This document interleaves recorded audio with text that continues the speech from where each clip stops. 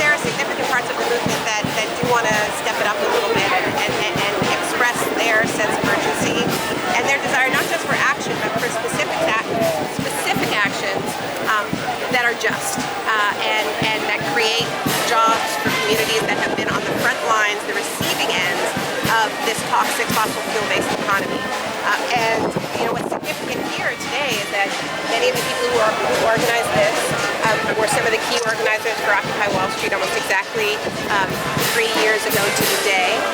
And that was about an economic system that was creating vast inequality, that was sacrificing people in the name of profit, that was foreclosing on so many homes. And 3 years later, people are back to say this same system, this same logic of short-term profits above all else is actually foreclosing on our collective homes. And so the stakes are that much higher. This is New York City post Superstorm Sandy. So climate change is not some abstract, far-off issue. It is a force that has also stolen people's homes, that has also exacerbated inequality. So people are ready to connect these dots and demand not just any old action, but demand real economic transformation. And they know who's responsible, and they live on Wall Street. Do you think that message is getting through to the 400,000 who marched yesterday, that there are these dots to be connected, that more needs to perhaps be done than simply... Oh, I think so, because what was different about the march yesterday from any climate march I've ever participated in was that it looked like this incredible city. It looked like New York City. It had a huge contingent of communities that had been directly impacted by Superstorm Sandy, the Rockaways, it was incredible. And it was also the workers who are on the front lines, the nurses, who understand that climate change is a healthcare crisis. And all of these public sector workers who understand that if we take this crisis seriously, it's not a jobs versus the environment threat. It's actually the best chance for good jobs for their members.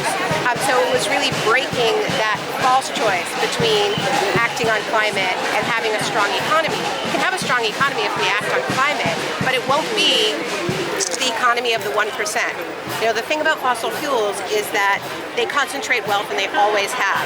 The pools of carbon are in specific places.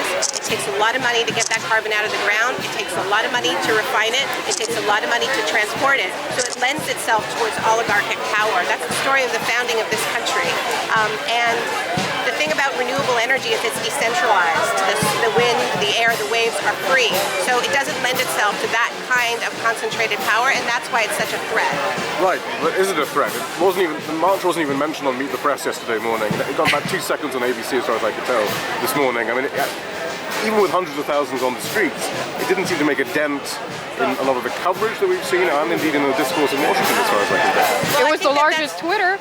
I think it was high on Twitter. I think that's really a symptom of the system that needs changing.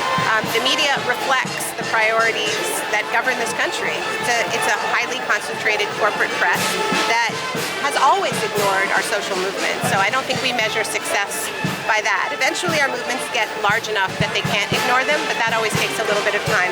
The first stage is always to ignore. But again, I mean, when we look at the stages then, is that where actions like that we're about to see on Wall Street come in there? Because that does tend to get people's attention, perhaps? Or? I don't think this is just about getting people's attention. I think that this is about living in a culture that on the one hand is telling us we're facing an existential crisis, and on the other hand is ruled by political and corporate elites that is not just pretending the crisis isn't happening, but is doubling down on the very causes of the crisis.